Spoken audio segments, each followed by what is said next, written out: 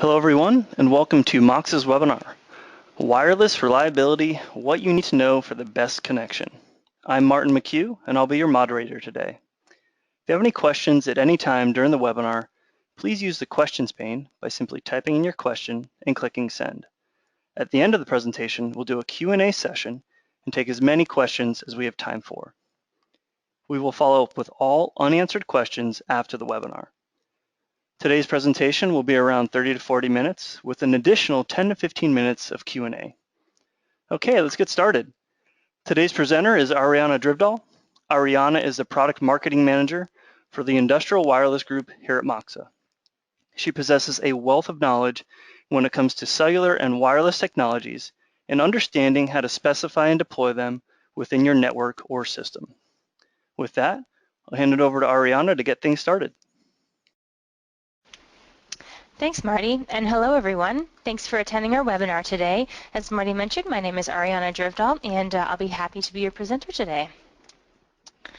So we're going to cover a few different topics during our webinar today. First, we're going to do a brief introduction to the various wireless technologies that you may see in industrial environments. Next, we're going to go ahead and cover a few market trends. Then we're going to talk about, what are some of the concerns that you may have about deploying wireless in harsh environments. And then finally, how to make your wireless reliable, more reliable in those harsh environments. Now, when we talk about industrial wireless or industrial communication protocols, there are basically three categories or three types of networks that we refer to. The first one is considered to be a WPAN, which is a wireless personal area network. This includes such things as Bluetooth, Zigbee, and infrared networking. Then we move into a slightly larger coverage area, which is considered to be a WLAN or wireless local area network. This includes primarily the 802.11 or Wi-Fi family of protocols. Finally, when we go into an ever-increasing size of coverage, we go into the WWAN or the wide area network. This primarily includes such things as cellular, but can also include things like 900 megahertz. Now, Bluetooth is a wireless protocol that we see quite a bit in consumer or commercial type applications. I'm sure all of you have cell phones that have Bluetooth enabled. Many of you probably have laptops that are Bluetooth enabled, cars that are Bluetooth enabled. The reason that that's chosen for those types of applications is because Bluetooth is a very good, very efficient short-range communication technology. It does use however, 2.4 to 2.48 gigahertz in terms of its communication frequency. And this can sometimes cause problems with Wi-Fi because Wi-Fi can also transmit in that same frequency. Now, one of both the benefits and downfalls of Bluetooth is that the range of this technology is typically limited to around 30 feet, maybe a little bit more. It can also be a little bit less depending on the situation and kind of the environment. Bluetooth is one that's used occasionally in industrial environments, but is used a lot less frequently than some other personal area network technologies in industrial environments, just because it has a very short communication distance, but it's also pretty susceptible to interference, and that's something that typically we try to avoid when talking about an industrial environment. Now, Zigbee is also considered to be a personal area network with a very similar range to Bluetooth. However, Zigbee is seen a lot more in industrial environments just because it's a little bit of a hardier protocol. So it tends to not be as susceptible to interference, and it tends to be a little bit more of a reliable communication method. So you typically see Zigbee in circumstances where you have a grouping of devices that are in pretty close proximity that all need to get tied back to perhaps a greater Wi-Fi network, for example. So typically, those devices will have some sort of a Zigbee adapter or Zigbee, device onto it, and they'll all communicate back to a Zigbee master, which would then connect back to, your main wireless network as a whole. Now, Zigbee is becoming increasingly popular because not only is it very low-powered, which means that its power requirements are very minimal, but it also uses what we call a mesh network topology, which means that every node in a Zigbee network doesn't necessarily need to see the master node. As long as it can see another node within the Zigbee network, it will be able to basically hop through that other device to get to the master. So in this sense, it's great because you don't necessarily need line of sight in order to be able to communicate with Zigbee. So Zigbee, as I mentioned, is probably the most popular personal area network when it comes to industrial communication. Now there's a few things to know. It does use different frequencies depending on where you are in the world. Europe uses 868 megahertz. Here in the good old US of A, we use 900 megahertz, as does Australia. And the one thing to be aware of is that in most other countries in the world, Zigbee actually operates on 2.4 gigahertz. And if you have any devices or machines that you ship overseas, it is something to be aware of that 2.4 gigahertz operating frequency can in fact impact some traditional Wi-Fi networks as well. 900 megahertz is another very popular communication protocol. 900 megahertz is a very long distance communication method. When we talk about wireless technologies, typically we have an inverse relationship between frequency and distance. What this means is that the lower the frequency, the longer the range of that wireless network is going to be. So 900 megahertz, because the frequency is significantly lower than Wi-Fi, which operates at either 2.4 or 5 gigahertz, means it can go a lot further. And so there are, installations of 900 megahertz that can go 20, 30, 50, even farther, 50 miles or even further. And, typically the bandwidth that's associated with these point-to-point radios is very minimal. However, there are some manufacturers who lately have basically come out with a hybrid of Wi-Fi and 900 megahertz that really allows kind of a sweet spot. And, that sweet spot allows you to go up to, 15 to 30 kilometers while still maintaining a pretty strong 6 to 10 megabit per second throughput. So 900 megahertz is evolving very rapidly, and typically it's used as a backhaul that will connect to a local Wi-Fi network. However, with some of the new technology that's being brought out, it is also now starting to become used as a traditional Wi-Fi replacement within a very noisy or very dirty environments. Now, Wi-Fi is pretty much the most popular consumer and industrial communication technology.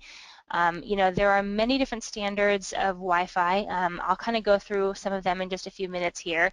But it's important to note that some are backwards compatible with others and some are not. And so it's really important to know if you do decide to implement Wi-Fi to really familiarize yourself with the different types of wireless protocols to see which one is going to be right for your application.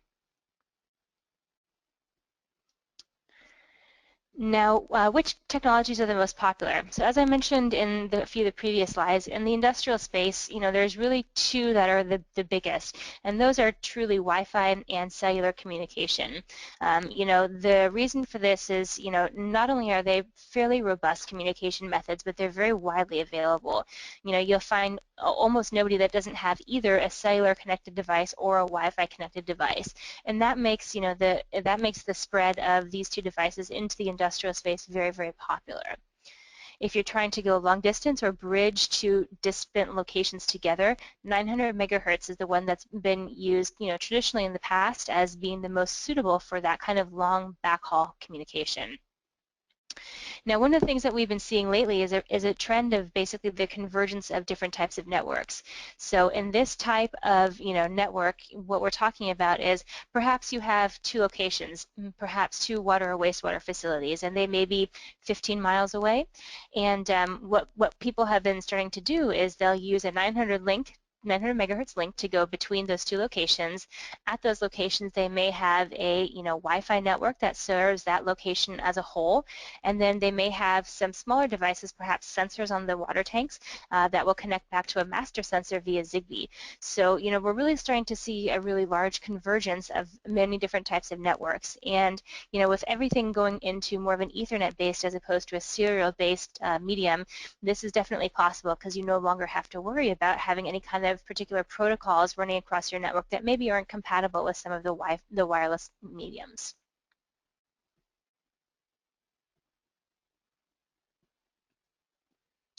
So we're going to start our first poll here. I'm going to have a couple of these for you guys today. Curious to know, what wireless technology are you currently using? Are you using Wi-Fi, cellular, local area, something like a Bluetooth or a Zigbee, 900 megahertz, or I'm still looking at going into wireless? And we'll give you guys just a few seconds to answer that. It looks like some answers are coming through. The vast majority of you guys so far are using Wi-Fi, which certainly isn't surprising given the popularity of it in both the industrial and the consumer space. So we'll give just a few more seconds here. Oh, looks like cellular 900 megahertz are starting to kind of pull up a little bit. All right, so thanks you guys for participating in that. So as you can see here, Wi-Fi by and large is the one that you guys have been using the most. 64% of you said Wi-Fi is, what you're currently using. Coming up second is cellular, and a close third to that is 900 megahertz, and then followed a distant fourth by Zigbee. And it looks like about 7% of you are just looking into getting into going wireless. So thanks guys for participating. So, which technology is right for me? Well, the type of technology that you want to use for your application is really going to be dependent on, what type or how far you want your application to go. So we try to categorize them into basically two. One of them is a wide type of a topology, and what we call that one is one that's really widely distributed or long distance. So this can be citywide, all the way up to nationwide, even on a global scale. So for example, if you have a device in China that you need to communicate with a control center here in the US, we would consider that to be obviously a wide network. Now the other one would be something like a WLAN or a local network, and those would be ones that are either fast moving, requiring some sort of a fast roaming technology, which is something that many Wi-Fi devices feature, or if you need a very high throughput. With the advent of 802.11n and the upcoming ratification of 802.11ac, it's now possible to have very high speeds across your wireless network, almost approaching what you would find in a traditional local network. So if your application is going to be wide-based, you're going to want to look at either cellular technology or 900 megahertz. And if your application is WLAN or locally based, you're going to want to look to Wi-Fi or potentially 900 megahertz. Now, the bulk of this webinar is going to focus on both cellular and Wi-Fi, since those are the two most popular standards, and it looks like those are the two that you guys have been using the most as well, so that kind of jives with that also. Now, 802.11 alphabet soup, as I mentioned, there are several different communication protocols within the 802.11 family.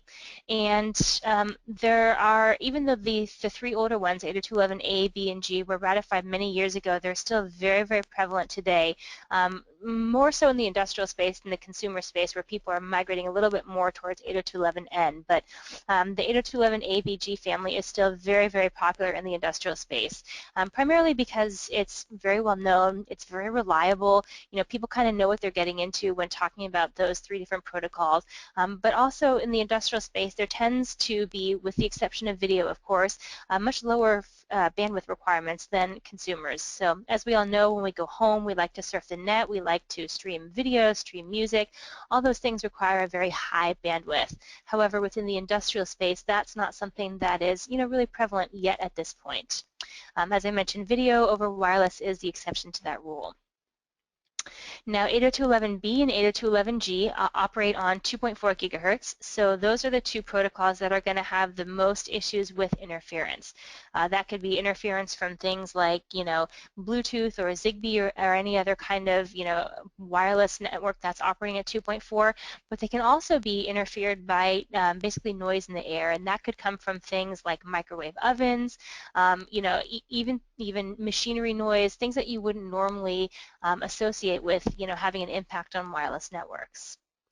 Now 802.11a operates on the 5 gigahertz spectrum, and it's a lot less susceptible to interference. There's a lot less of it on 5 gigahertz. However, the higher communication frequency makes it so that it will not travel as far as the 2.4 will. So there's kind of a trade-off, if you will, between distance and reliability.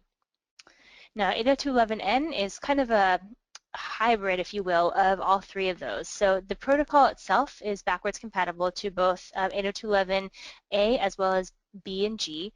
However, you do typically need to select which frequency you'll have to go back to. So 802.11n, as it stands by itself, will not go back to both at the same time. You will have to select which backwards compatibility you basically want to have.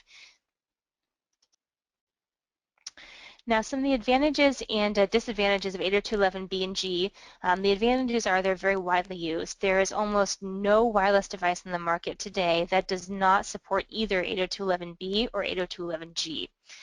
There's also a very good backwards compatibility with that family of protocols. So 802.11n is backwards compatible to G, which is backwards compatible to B as well.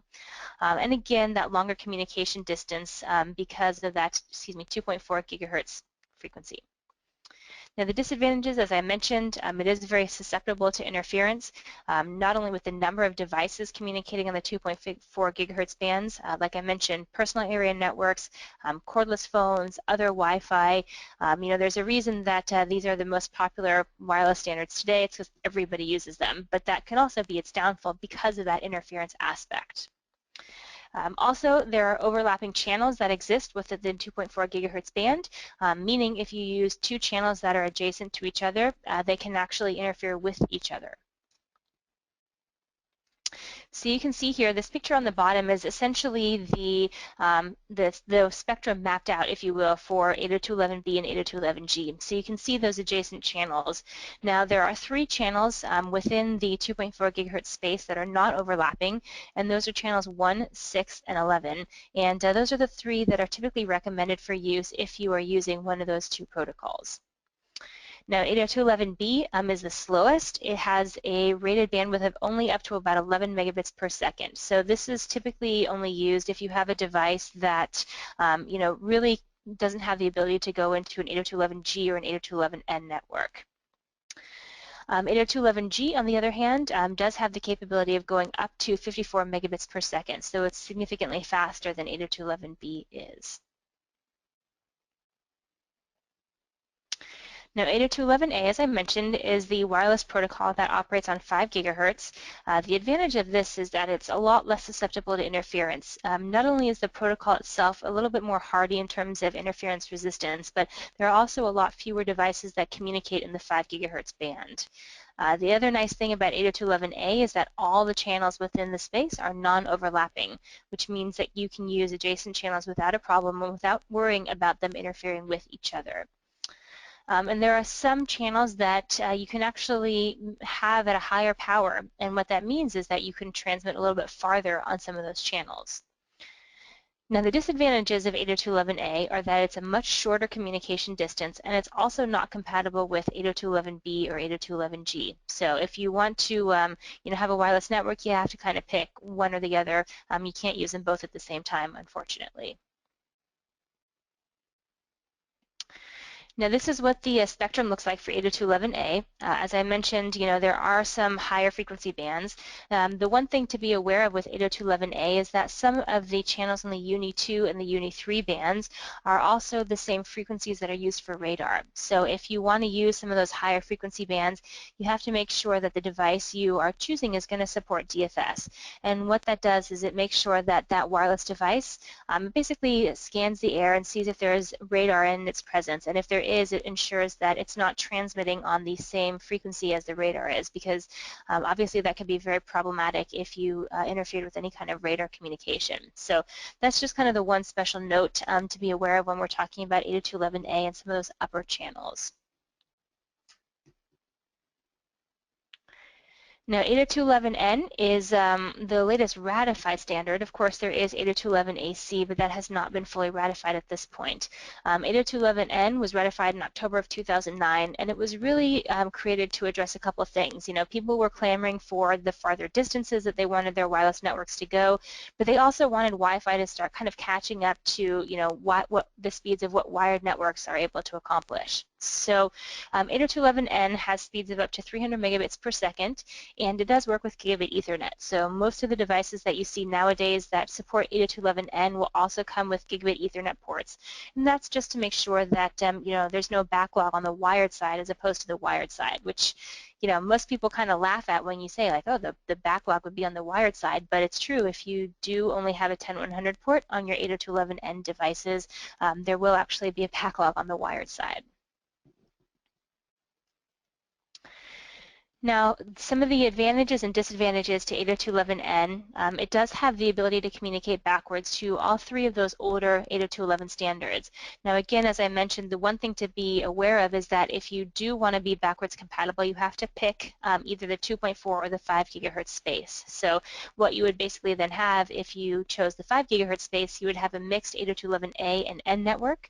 And if you chose the 2.4 gigahertz space, you would have a mixed 802.11b, G, and n network. Now, the other thing to keep in mind when you're talking about having a mixed network like this is that the network itself will basically throttle back to the oldest or the slowest speed. So what that means is if you have one 802.11b device on an 802.11n network, the entire network will have to slow down and basically go back to the speeds of 802.11b. So a lot of people don't realize that. They think as long as they have, an 802.11n access point, that they'll get the full speeds of 802.11n, and unfortunately that's not true. You would have to have just a pure N network to really top out at those max speeds. So something to be aware of. There's also some nice technology built into 802.11n that allows for overcoming of interference. So what the protocol has done is it's actually built in things so that your signal gets from its origin to its destination in a more reliable manner. There's some kind of redundancy specs that are built into it. It has the ability to overcome multipath by using MIMO antennas, so it's just a little bit more of a reliable communication protocol.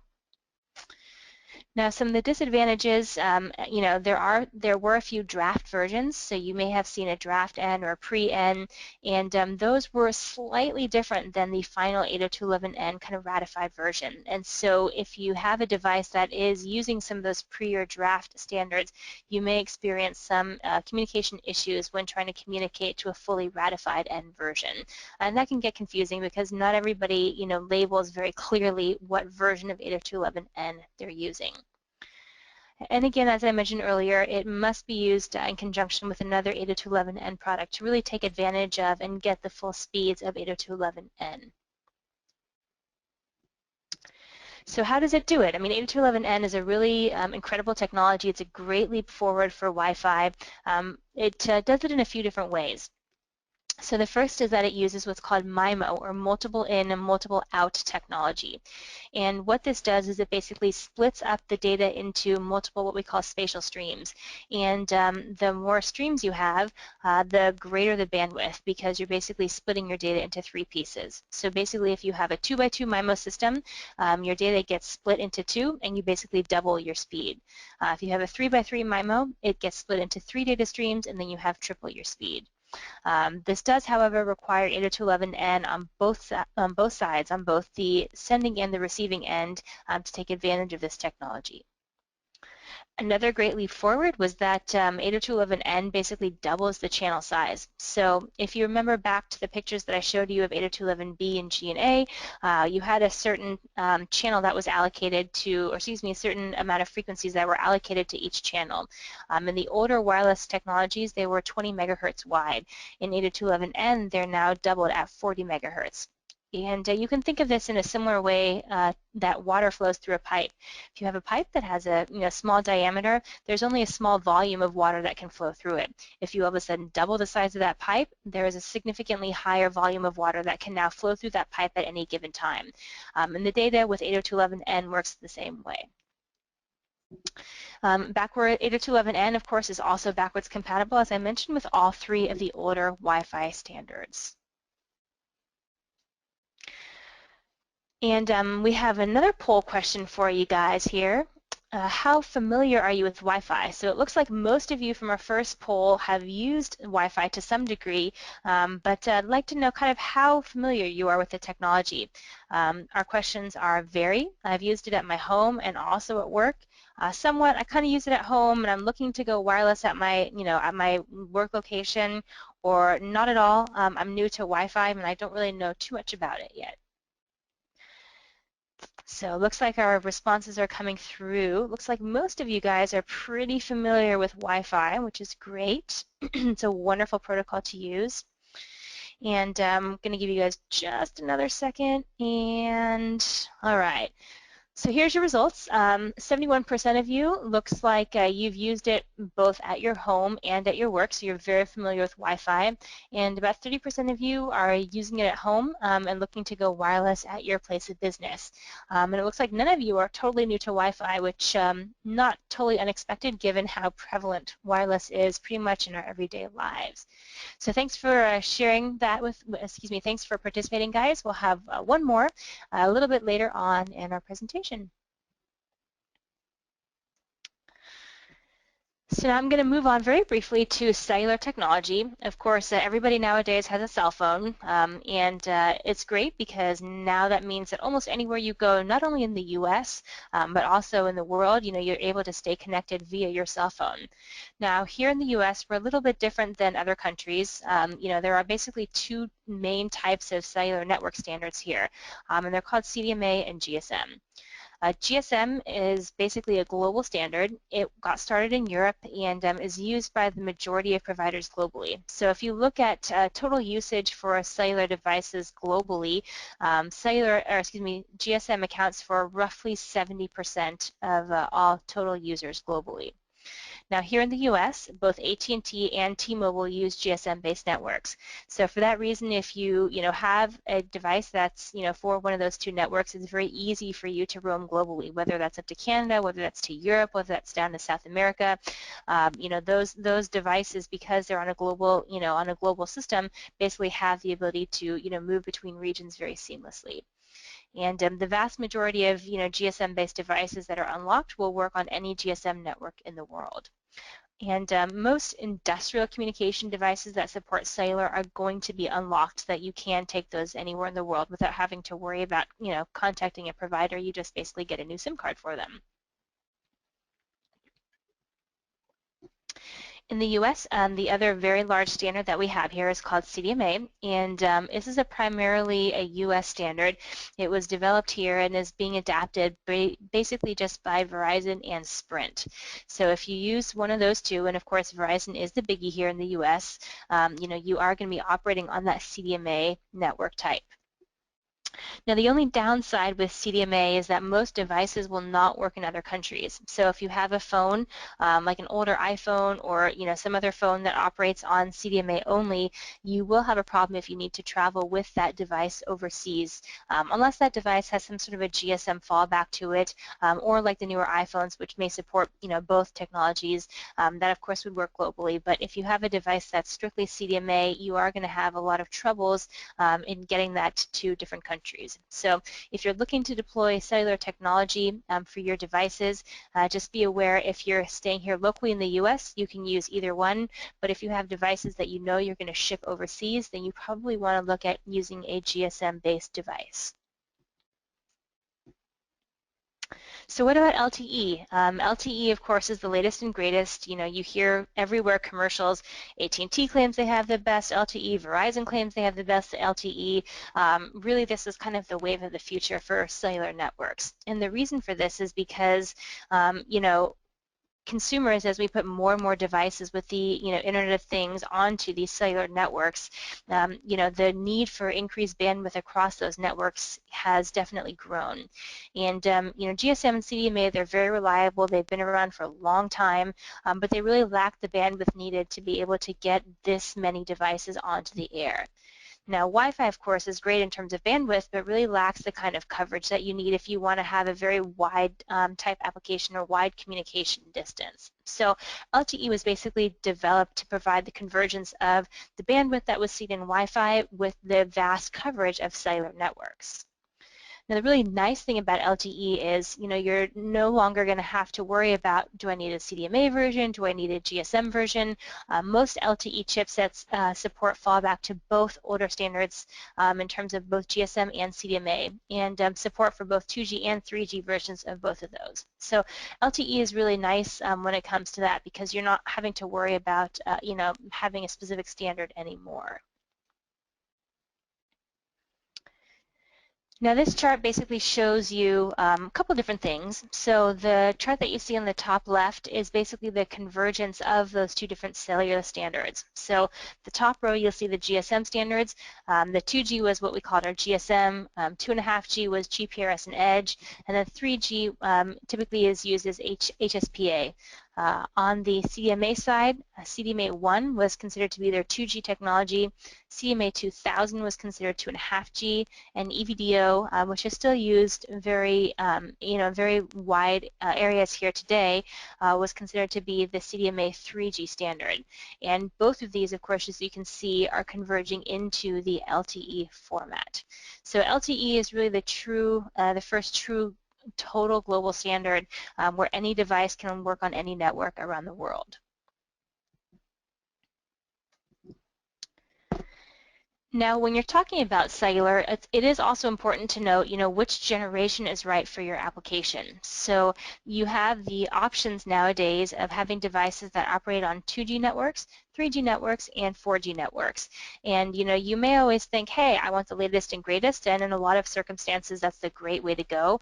But the technology does cost a little bit more, and you don't always need the bandwidth that's available. So if you have an application that's, lower bandwidth, for example, if you have a serial-based communication that you need to put onto a TCP/IP network, if you're just doing some I/O monitoring, if you're doing something like roadside sign changing, all those things are very low bandwidth type applications, and so really don't require anything except for a 2G network. Now, when we move up into 3G, things like Ethernet-based monitoring and programming, so if any of you do remote programming of PLCs or HMIs, this is the type of communication standard within cellular that you would want for that kind of remote communication. Snapshot monitoring, so not video monitoring because 3G isn't quite enough to do video over cellular, but snapshot monitoring, so if you have like a moving JPEG or something like that, that's very appropriate for 3G as well. So when we talk into really needing the 4G or the LTE speeds, this is true, video monitoring. So if you have high-resolution videos, so for example, a surveillance camera at a remote location that you need to constantly stream over a cellular connection, LTE would really be the way that you would want to go because you're going to need the bandwidth that's available with that communication technology.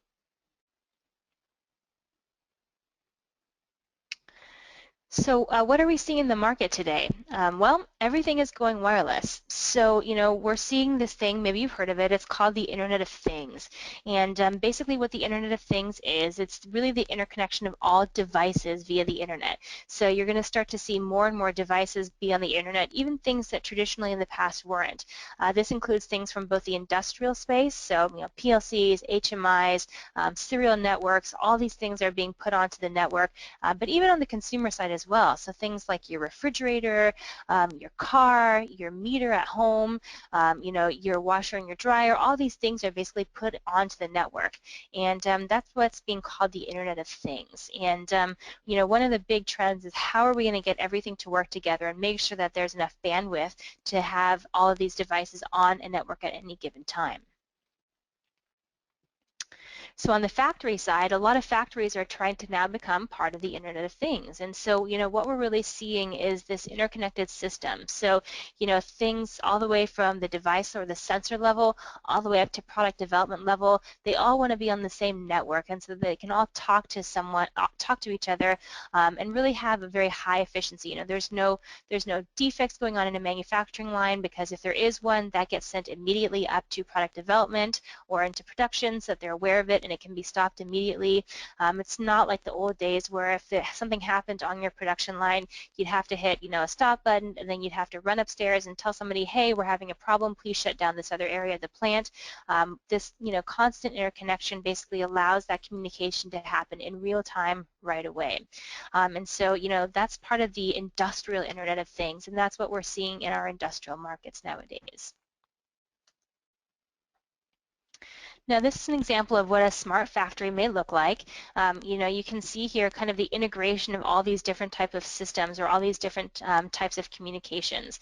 So you have things like your warehouse, which may have automatic AGVs or automatic guided vehicles, which are picking and placing.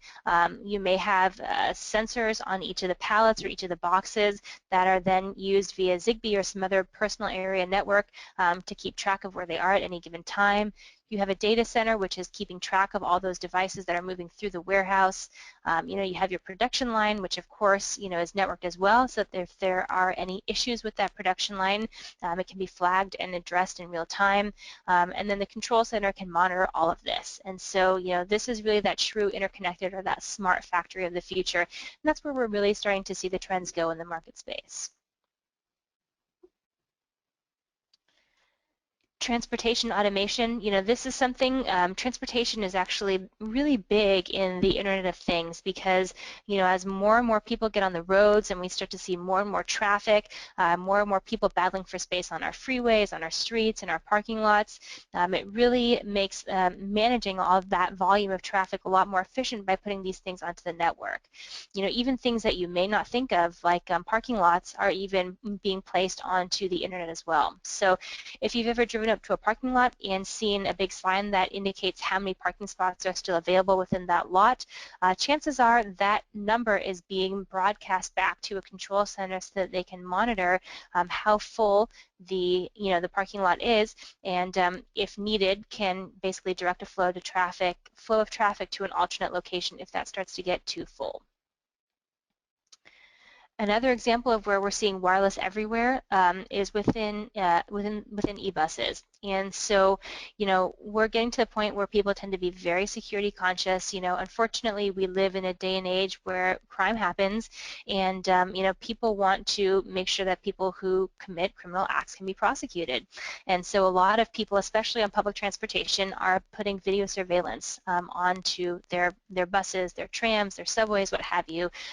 The application is similar for all those communication methods, but what happens is you can then use wireless to basically broadcast that that video feed back, and that can be via a connected transportation network. It can be at a depot when buses come in at the end of the day. It can be at the stations they go to.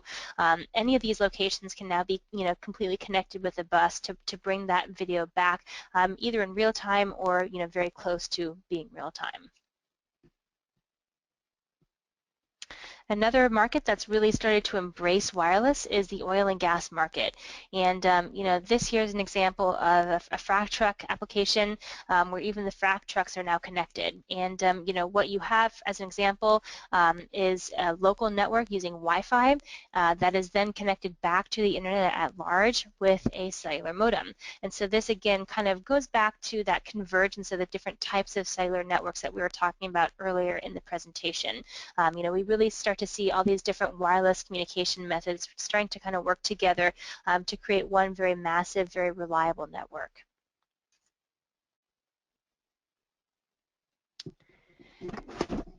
Now, some of the challenges of wireless devices, there are many. Wireless, of course, is wireless. It's not as easy as plugging and playing into just a simple Ethernet network. But, wireless has the unfortunate, downfall of being very susceptible to having interrupted operations, and these can come from many different things.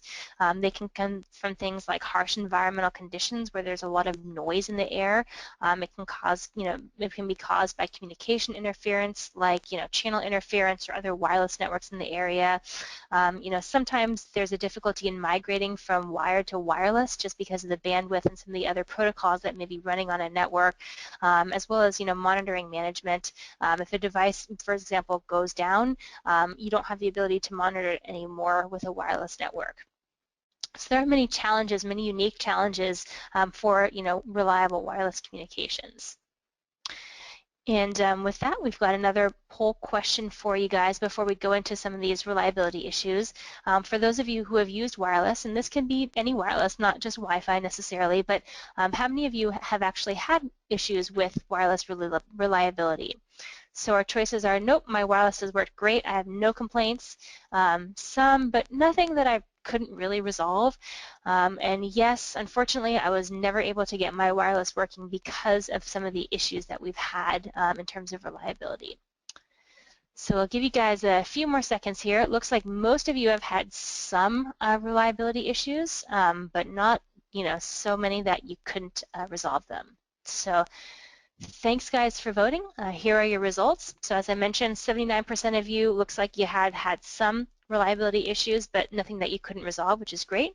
Obviously, we always like to see wireless get resolved if possible. 13% of you said, yes, I've had a lot of reliability issues and I was never able to get wireless working. And the last percentage of you said, nope, my wireless has always worked great in the past. So thanks, guys, for participating in our poll. So we're going to go into a few concerns about, seamlessly enabling wireless transmissions in critical environments. So, first off, we like to tell people, well, what exactly makes an industrial environment? There are many different definitions to it. Here we typically define an industrial environment is an environment where a wireless network can be exposed to many different things, and these include things like power interference, magnetic field and emissions, also referred to as EMI, flammable gases, very extreme temperatures, whether that's in the oil fields of Saudi Arabia or the snow fields of Alaska. Humidity and moisture. Many industrial devices can also be completely water resistant, so if you have a washdown or an outdoor environment, that's typically considered to be very industrial as well. There could be airborne particles or any kind of contaminants in the air that can get into your electrical devices.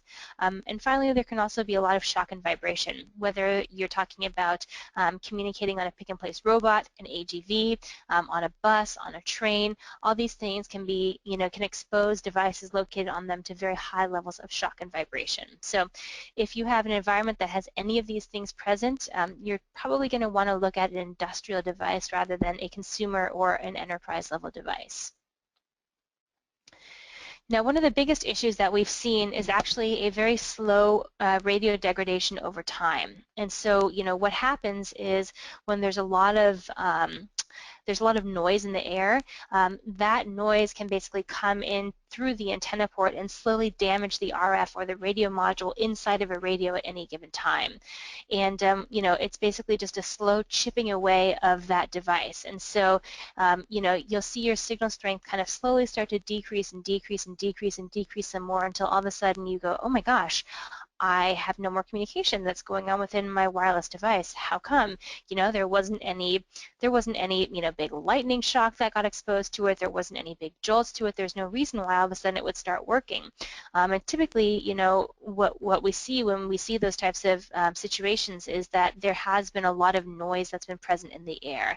And this is primarily occurring in industrial or open field environments, or ones where there's where you're very close to a high voltage power source. All these things can kind of cause that slow degradation over time. And so one of the things that you want to look at is making sure that you have some sort of isolation built into your network, into your wireless device. Now, some manufacturers will have isolation already built into their devices. Many of them will not, and so if you don't have that already built into your device, you definitely want to make sure that you're putting some sort of isolation in between the antenna and the input to the antenna into the system. The other type of isolation that's important to be aware of is actually power isolation. And again, there are some vendors who have power isolation built into their devices, some that do not. But this basically protects against any kind of inrush current that's coming into the device that can damage the power module. And we see this a lot with, devices, wireless devices that are connected to, say an AGV, for example, where there's also a motor, and all the ground planes are tied together. When that motor then turns on, that inrush current comes into the system and can damage the wireless module if there is no power isolation that's already been put into that unit. So those are two types of things to definitely keep in mind because both of those can cause damage over time, and it can be very hard to diagnose that kind of a problem. But one of the best practices, of course, is to make sure that you have both power and RF isolation built into your system. The other one is extreme temperature and ingress protection. Ingress is also known as IP, and it's basically a degree of waterproofing. So there's also the NEMA standard, which is very similar to the IP standard. But basically, this allows devices to be present in any environmental condition. So if you have an IP68 rated, for example, this means that you can be actually submerged in water and still function normally. So, if you have a washdown environment within a factory, so if you work in like food and beverage, or if you need communication outside where it may rain, having an IP68 rated device will make sure that that water will not damage any kind of circuitry inside of your wireless device. Shock and vibration are also a big one. If you've ever, plugged a standard RJ45 Ethernet port in, it's pretty easy to, pull that out again. And so, what we start to see in situations where there's a lot of vibration, that RJ45 port will actually vibrate out. And so one day, all of a sudden, it'll just disconnect itself. So to address that, if you have a application that does have a lot of shock or a lot of vibration, you want to take a look at using a different type of connector. So an M12, which is basically a screw-in type of connector, or on the antenna ports, a QMA style connector will help ensure that the vibration, the shock doesn't accidentally disconnect your wireless device. So there's a few things that we can take a look at to help increase the reliability. One is to have some sort of redundancy built into your network. And there are many ways of doing this. You can have a hardware redundancy, you can have a network redundancy. The one that's a little bit easier to scale is going to be something on the network redundancy level. So there are some devices that have proprietary redundancies built into them. Most devices will have a standard redundancy like RSTP or STP built into them, but enabling this on your wireless network will basically help to make sure that even if one of your links goes down, you still have the ability to bring your network back up automatically. Now, the amount of time that it takes to recover that network is going to be very dependent on the type of communication or redundancy standard that you use. So STP or RSTP, they tend to be the slowest, but they're also the most widely used. So, pretty much any vendor nowadays is going to have either RSTP or STP support on their devices. So if you really want to go for compatibility with other devices, that's the redundancy that you're probably going to want to look at. If you're more concerned about having a very fast failover time, then you're probably going to want to look at some more proprietary redundancy standards. Also, if you have any kind of moving vehicle applications, whether this is an AGV inside of a warehouse, whether this is a robot that moves around a factory, whether it's a bus that moves through a depot, all of these types of moving applications have the ability to what we call fast roam. And so most wireless devices nowadays will support some sort of fast roaming. There are both proprietary and upcoming standards. There is the 802.11r, which is the roam standard that was developed by IEEE. And what this basically does is it allows you to roam between access points with very minimal time. So very similar to the way that when you're talking on your cell phone and you're driving down the street, you're hopping from cell tower to cell tower, you don't know when that transition occurs. And so this fast roaming basically does the same thing, but on the wireless front. So if you have an application that is moving, you want to make sure that whatever devices you choose supports some sort of fast or turbo roaming to make sure that you have that fast handover time. Also, size constraints. Obviously, many factories were built a long time ago. A lot of them didn't account for leaving space for, communication equipment. And so one of the things that you can do to help make sure that, you're not having to totally redo your factory is to look for very small, or devices that are designed with space constraints in mind. And one of the nice things about industrial products is that most of them are very conscious of the amount of space that's available to them. So you can find them in many different form factors. Some of them are the size of, cigarette packs. Some of them are long and narrow to fit onto DIN rails. You can even find industrial communication devices that are rack mount if you so desire. But the nice thing about industrial products is that, you do have the ability to fit into almost any kind of space. We covered a lot of information today on our webinar, but in summary, when you're going to be looking at implementing a new communication standard, the ones that are most popular on the market today are going to be Wi-Fi, 900 megahertz, and cellular. Of course, Wi-Fi is most widely used in local networks. 900 megahertz is most widely used in long distance or backhaul type networks, and cellular is used in very, very wide on the global scale type networks. There are also many things that you can do to help make your connection more reliable and stable, whether that's making sure that you have isolation protection built into your system, whether you have redundancy protocols, whether you have support for roaming. All these things can basically help make your wireless connection a little bit more reliable and a little bit more stable. And with that, I'd like to say thank you very much. And it looks like we've got some questions coming in. So I'm going to turn it over to Marty, and he's going to let us know what some of you guys are asking. Great. Thank you very much, Ariana. A ton of great information there. We do have quite a few questions, so we'll try to get through most of them. I don't know how much time we'll have to answer these questions, but we'll get through as many as we can. The first one I have is from Steven. He's asking about 802.11ac. Wants to know how prevalent it is in our industry or the industry in general, and maybe also related to the industrial environments. Maybe you could shed some light on 802.11ac. Thanks, Marty. Great question. So yeah, 802.11ac is the latest standard that's coming out for Wi-Fi. We're seeing it start to become a lot more prevalent in the consumer market, but honestly not so much in the industrial market.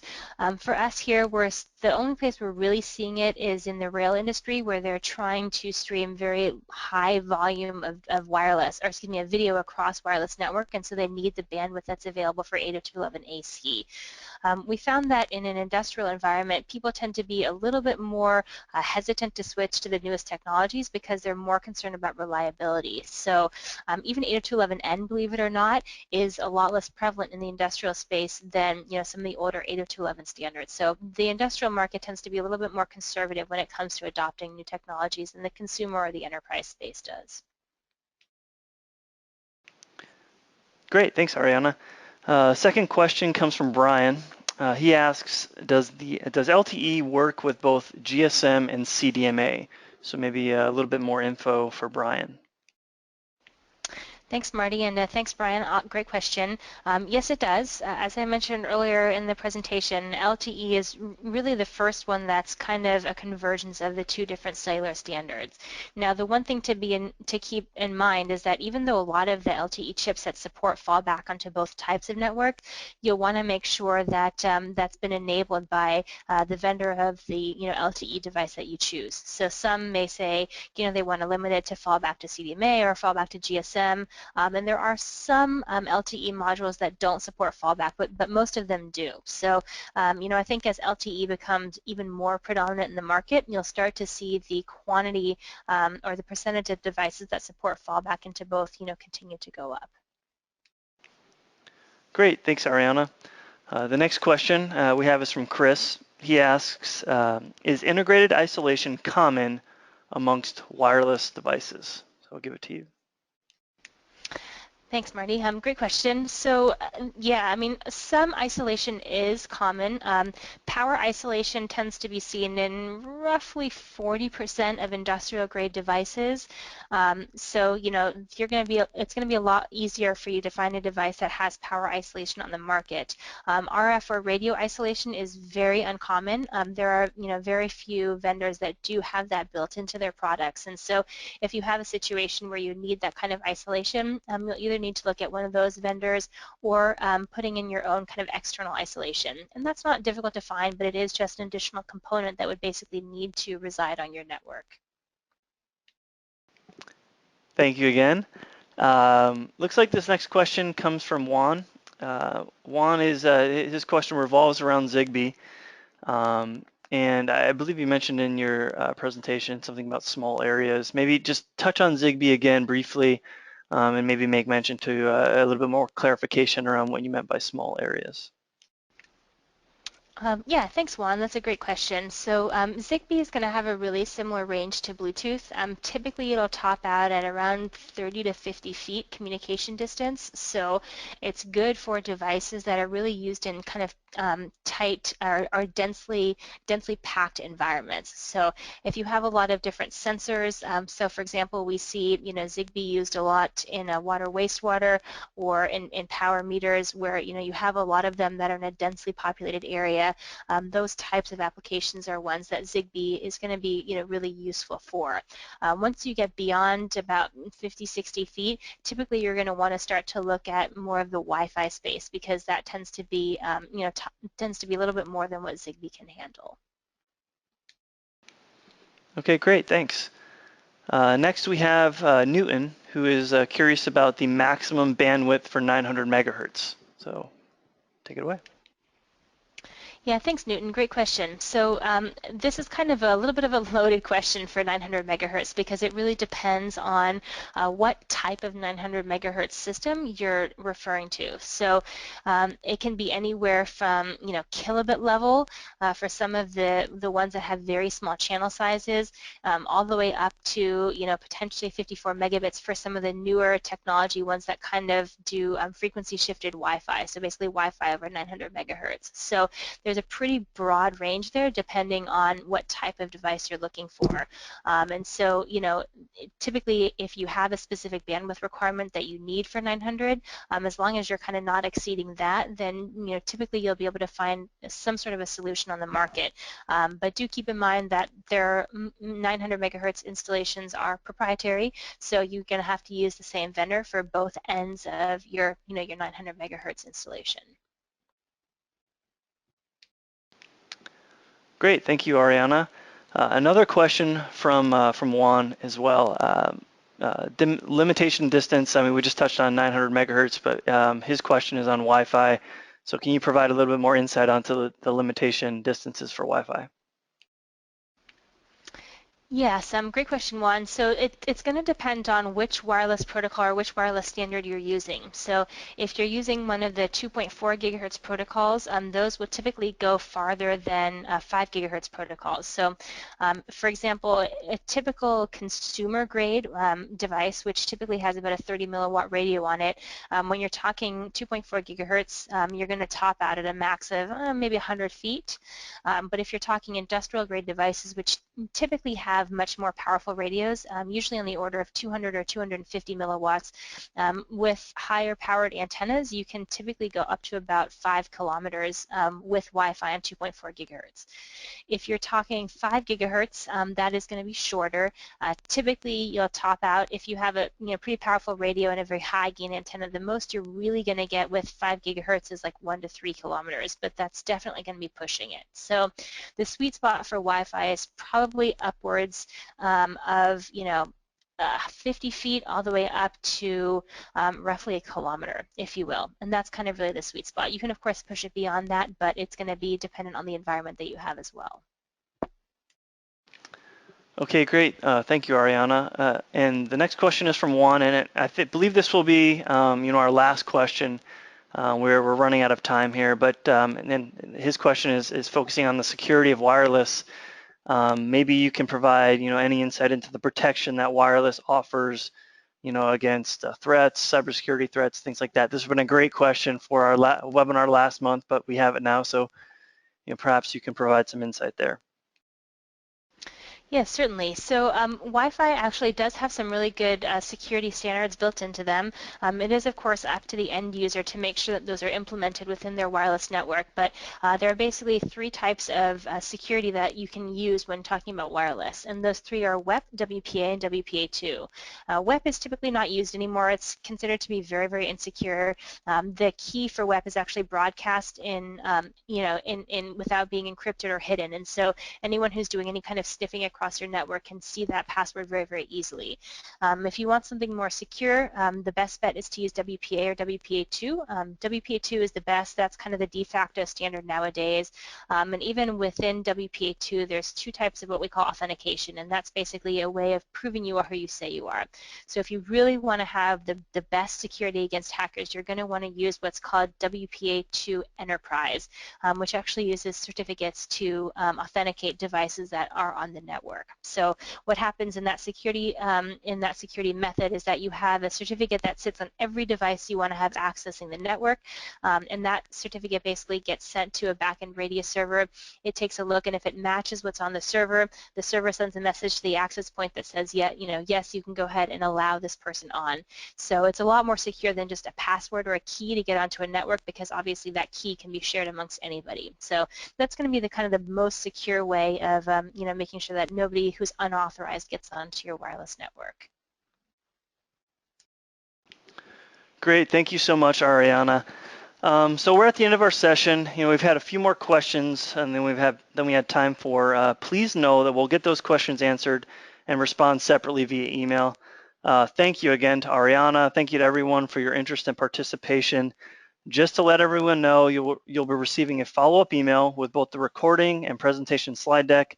Lastly, please take a minute before logging off to fill out our survey, as we really value your input and feedback. Thanks again for tuning in, and have a great rest of the week.